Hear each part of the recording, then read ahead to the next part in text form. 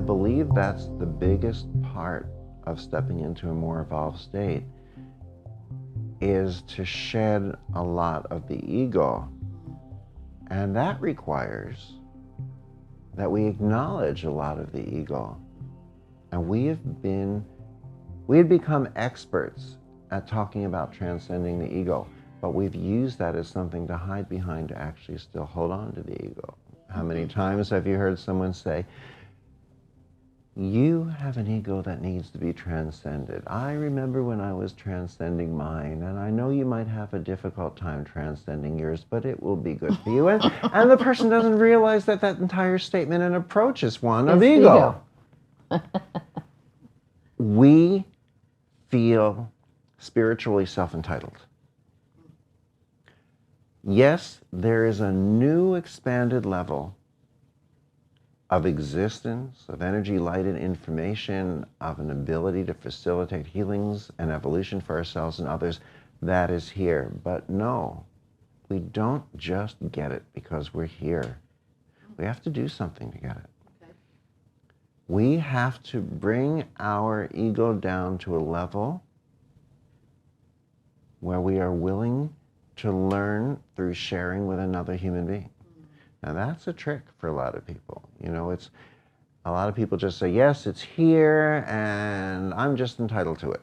Now, that's pretty much like taking a 12th floor room in a hotel at the beach and sitting in the corner of the hotel room and trying to ohm in the ocean. Well, you can ohm and ohm and ohm all you want.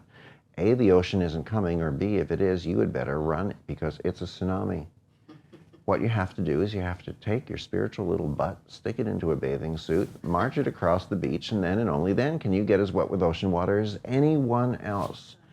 We have to do this. There is a change in us that allows us to access more that comes only in the sharing of this with another human being.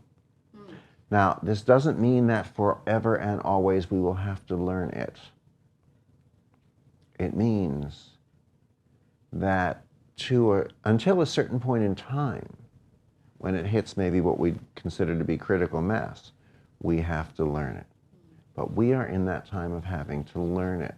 So it is the very sense of self-entitlement or ego that says, yes, it's here, and I was reconnected in a dream, that will assure one thing: that person will not be reconnected until they transcend that ego and say, yes, there is someone else that I can learn from and or through. Once we hit enough people with this, then accessing this reconnection will be second nature to us. We'll pass it on to our children. We'll pick it up from sitting next to someone in a movie theater or in an airplane. But right now, we need to learn it, and that's the challenge to humanity.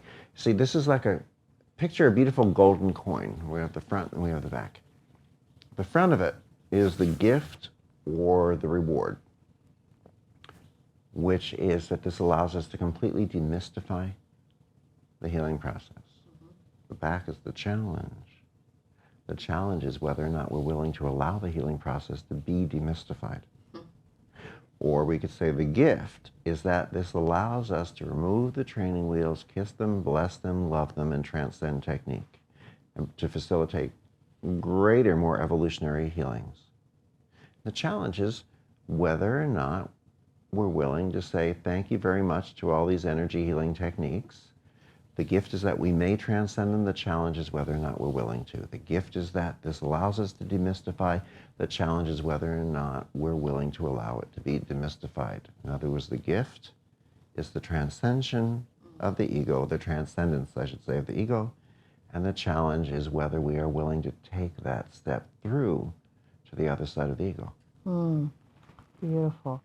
So as we are moving to this time of being, the observer, we are tapping to the inner world and not necessarily giving so much weight to the outer world, that we start moving in a vibrational perspective that allows more. It's almost like the container grows. Is that kind of the idea? And we affect the outside world by focusing on the inner world. Okay. Till we that get seems to backwards. Till we get to a point where there is Well, we recognize that there really is no outside world, yet we're infecting it. The illusion of it. It's not really backward. You know, think of it this way.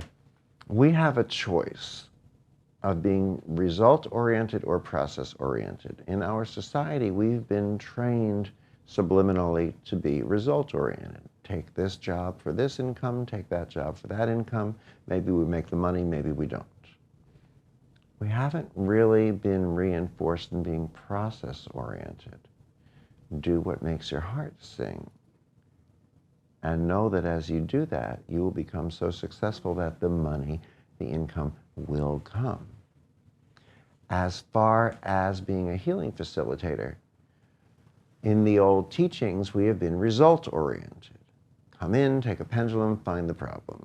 Feel for the energy blockage, do this, watch the way the chakras are spinning, spin them the other way, all these different approaches. What is the problem? How do I fix it?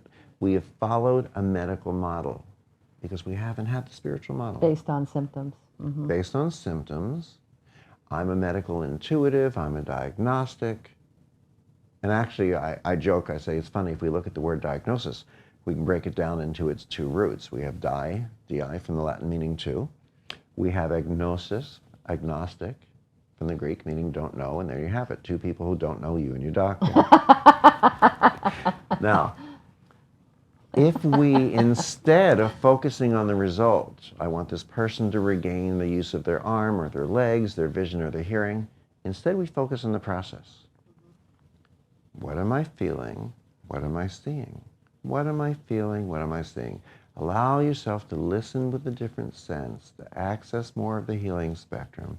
Step out of what you think is the appropriate response for that person, and instead be in the knowingness that the intelligence, the perfect intelligence of God, of love, of the universe, will determine the perfect healing and manifestation for that individual.